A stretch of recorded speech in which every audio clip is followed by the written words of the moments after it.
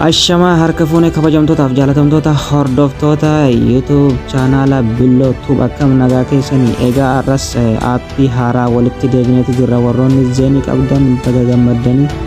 Egaa yeroo ammaan tanaa kana keessaa ijoolleen Saudi Arabiyaa keessa jiraattan aappilikeeshinii bilaash yookaan firii dalagu shari'aa Saudi keessa jirtu hunda irratti lebaaraa sawaa moobaayilii zeenii heddummaatee jira. Egaa warroonni shari'aa zeenii qabdan sawaa qabdan moobaayilii qabdan lebaaraa qabdan YouTube chaanaala keenya kana subscribe godhaa, barumsa nuti isiniif gadhiifnu like godhaa, obboleeyyan keessaniifis share godhaa isiniin jedha.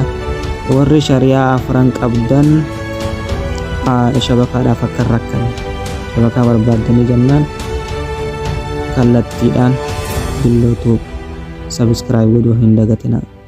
Waan isin dhibe koomentii jalatti nu gaafadhaa. Egaa nuti barsiisuu hin dhaabnu. Yoo isin like nuuf gootan, yoo isin subscribe gootan hamilee nutti hortan jechuudha. Barumsa guyyaa guyyaadhaan qabadhee isiniif dhufa.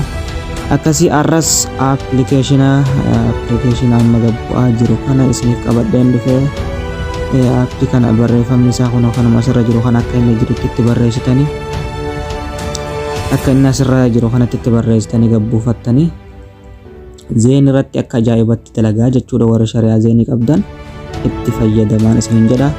Gizee isiniif gabbu'ee amma neetwoorkii kiyyaaf jecha dhaabbatee jira. Isin haala kanaan itti barreeffattanii gabbuufattanii gizee gabbu'ee ooppiin goonee seennaa hanga inni gabbuutti obsaan eeggannaa nafaana tura ammas.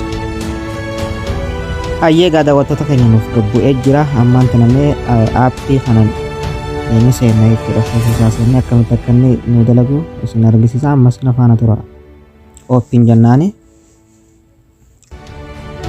Ergaa ooppiin jennee haala kanaan nuuf fida. Obsaan eeggannaa jechuudha. Keessa seennee bakka inni irratti dalagu sawaa irratti, moobaayilii irratti, zeen irratti waanti dalagu abdeetinaa jennaani.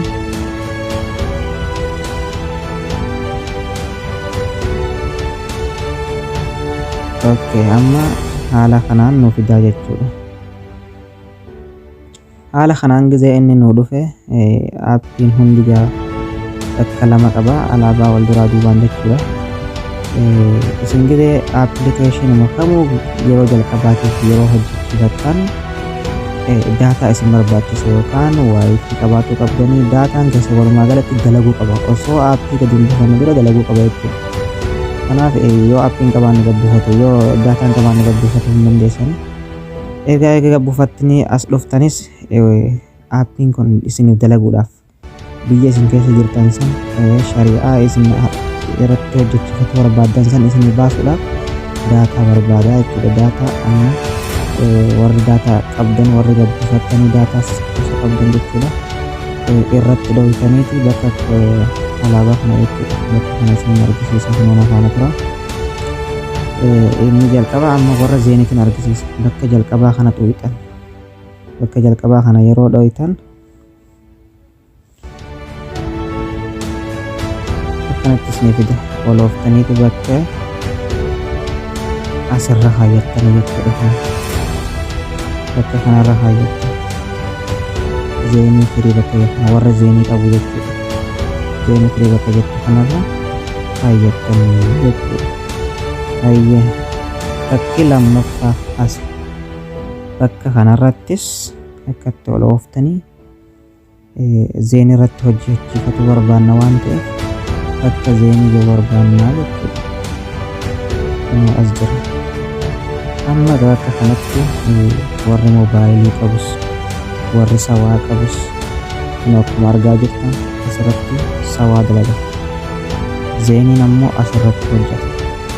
Akkasuma moobaayiliin kanaa fi kanarratti hojjeta jechuudha. Warri moobaayilii qabdanis itti ilaaluu dandeessanii jechuudha.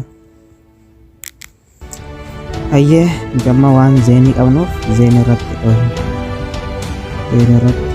okkee gooneeti achi booda isirra dhoowne zeenii irratti goonaa dhufama wajji zeenii amma bakka kana dhoowinaa jechuudha. Ni beekama iddoo wanni bakka kana yeroo takkaaf ni dhoowinaa jechuudha.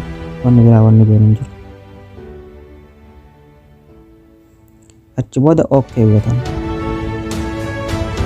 achi booda barbaadeeti haala kanaan kun barreeffamni kan gadhafaa barreeffamni kan gadhafaa qulfiin gubbaa kanatti isiniif olbaati obsaan ergannaa jechuudha.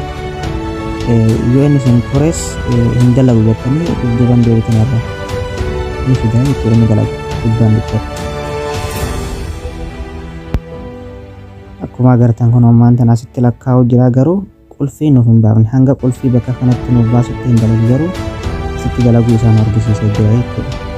Isinis daqiiqaa lakkaa'aa jira daqiiqaa bakka kanatti gizee inni daqiiqaa lakkaa'ee qulfiin gubbatti ol nu baate nuuf dalagee jechuudha. Kunoo alaaqool dalagee jira jechuudha. Turu barreeffama kana akkatti asiin gad dhufee jennaan saffisaan dalagaa jechuudha. Achi booda bakkuma kana tuqxanii duuba deebitan ilaaltan jechuudha bakka kana. Asirra deebitan kun ammaan kana asittis lakkaa'u jira jechuudha kan asitti ammaan bakka kana akkasitti lakkaa'ee qulfiin asitti isiniif ol baanaan dalagee jechuudha. Kanaaf galatoomaa warroonni aappiilee akkanaa barbaadan hundi keessanuu asirraayis yoo waan isiniif hin galle jiraate akkasuma aappii akkanaa yoo warra biraa feetanis asiin irratti isin dalagu hasawa irratti isin dalagu lebaara irratti dalagu mobaayila irratti dalagu hunda isaatu qabadde isin dhufaa yuutuubii sabiskiraayib naa godhaa sheer godhaa saayibbattan keessaniif viidiyoo kana gisa ilaaltan laayik godhu hin dagatinaan irraa ta'e hanga barumsa biraatti walitti deebinutti. Assalamu alaikum warahmatullahi wabarakatuh.